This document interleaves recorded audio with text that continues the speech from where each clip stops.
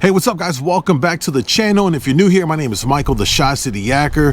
Hey, today's video, we're gonna discuss how to identify and properly fish mudlines on Lake Michigan. Now, this is an occurrence that happens throughout the year, some areas more than others. It could be because you have a tributary or a river that comes into the lake, or you have that river, darker river water, meeting that fresher, clear water on Lake Michigan.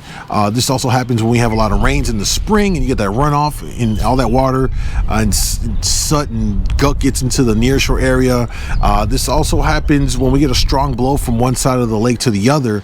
We'll have all that kicked up nasty kind of water, I call it chocolate milk kind of water. And then if you go out a certain amount of, feet, yards, miles, it just depends, right, and where you're at and what's going on, you're gonna find that that murky, kicked up water meets the clear water, and you're gonna have a mud line. And these can be one of the best places to focus your efforts on trolling for salmon and trout. And a lot of the reason why, we're gonna break it down in this video live on the water. I captured this footage from a recent trip coho fishing here on the southern basin, and you're gonna see clearly in the footage of me fishing the mud line. Let's go onto the water to talk about it.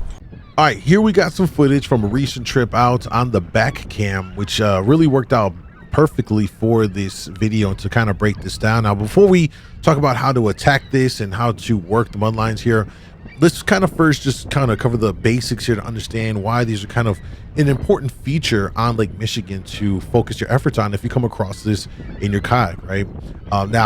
Throughout the southern basin, all the way up into Wisconsin, there's quite a few harbors and areas along the lake where this is kind of prominent, and this happens, and you're going to find this throughout the year in a lot of these locations.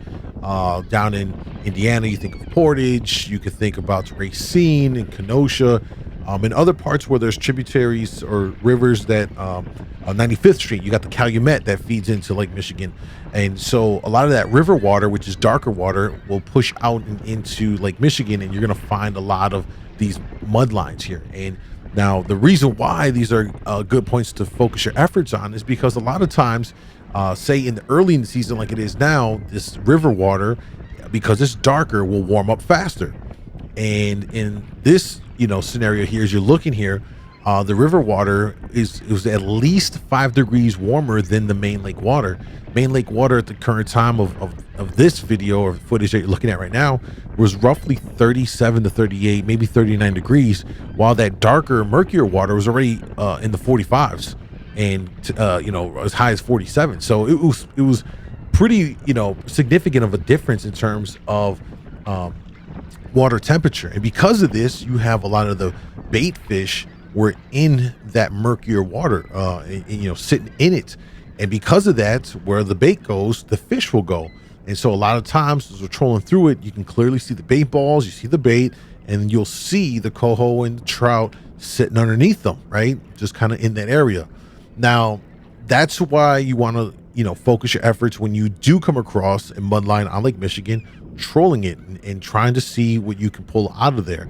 Now let's talk about kind of how you want to kind of attack it in terms of trolling and some effective ways to do this. Now, once you identify it, and as you see here, and as you've been watching me on my kayak, I started in the river water, and once I got to the edge of it, I turned and I started riding that seam of the mud line. And what's important here to note is that each of my rods, on my left and my right side, I'm actually running 3 technically, but that runs, the third one is a light core straight off the back, but I'm running planers off the left and right rods, and they're far enough out to the sides that the left presentation is actually on the inside seam of the mud line, and the right rod presentation is on the outside, or the main lake side, clear water side, on that planer, working that as well. So I'm really effectively with 3 rods. Remember, the lead core straight off the back, literally on the seam, and I have 2 presentations that are just like on the inside and on the outside of it to see where exactly these fish are going to be biting at. And you'll find a lot of times they're going to be biting better on one side or the other of that mud line. In this situation, on this particular day, they were in the mud. They didn't want to be bothered in the outside. We were still marking them, and what I believe I was marking in the outside, plenty of pods, but they were more probably just staging fish. The ones that were in the mud, in the darker water, were actively feeding. And those are the ones that I wanted to focus my time and energy on. And I wouldn't have figured this out had I not, worked the mud line to start noticing, oh, I got one bite, from the left rod, got another bite on the left rod, and so on and so forth. Eventually got to the point where I just ended up just trolling in the actual dirty, darker water, river water, more than I spent time out in the clear main lake water. And that's why when you find these mud lines, it can be really telling, as you're working it, to figure out what these fish are doing, how they're positioning, are they active or not. And then you dial in your presentation, you could dial in your area where you need to be to get those bites and hopefully get yourself a full limit. Now, riding the mud line seam of it is one good way to help identify and figure out where they're at, which side are they biting on. And another way you can do this is kind of like zigzagging in and out of it.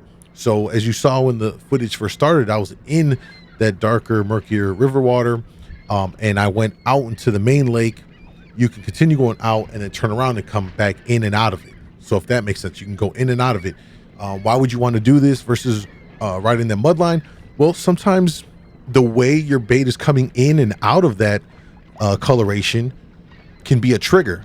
If you have the salmon or trout staged in the let's say in the mud line, and your presentation is coming from that clear water, and as soon as it crosses into that muddy water, that could be a trigger for the salmon or trout to ambush, right? Remember, in that murkier water, they have more kind of like concealment within it. Coming from clear to the dark could be a trigger. At the same time, if the fish are staging outside of it, right, and say they're waiting for the bait or whatever to come out into the clear water and hit them that way, sometimes you'll notice that going from the darker water out into the clear main lake water, you'll get bit that way. So that's another reason why you'll want to zigzag in and out of the clean and the murky water, as well as, of course, riding through that seam portion of it to help identify it. So there's a couple of ways to really work the mud lines here that can be a great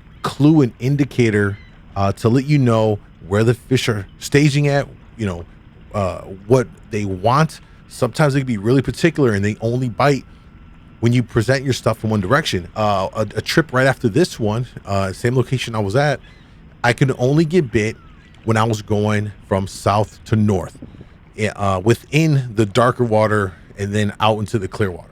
If I came any other direction, east to west, west to east, north to south, would not. But when I came from south to north, it never failed. And so I realized that really quickly when I first started, because I was doing this zigzag pattern going from the dark to the clear, and that's what helped me identify really quickly, okay, this direction is producing, other ones weren't. So what I ended up doing was I ended up just doing big loops from south to north. I would start south, go north, get hit, get caught, all right, rotate back down, come north to south real quick, and just do like these big loops in that direction, expecting that when I finally went to the very bottom and turned from south to north, that I would then at that point expect to get hit and hook up. And for the most part, that was the case, and I was limiting out. So keep this in mind when you are on Lake Michigan. This could be a great opportunity to focus your efforts to get some fish in the kayak, and hopefully it'll do a lot to get you that limit that you're looking for out in the kayak. Okay, there you go, guys. Mud lines. If you see some, don't fear. Find where it meets the clear water and focus your efforts on going in and out of it, trolling alongside of it, and hopefully that will land you more fish. If you have any questions or comments, let me know down in the description below. Hey, if you found this video of any kind of value, of help, throw it a thumbs up and consider subscribing to the channel. Thank you guys so much, and I'll see you guys in the next one.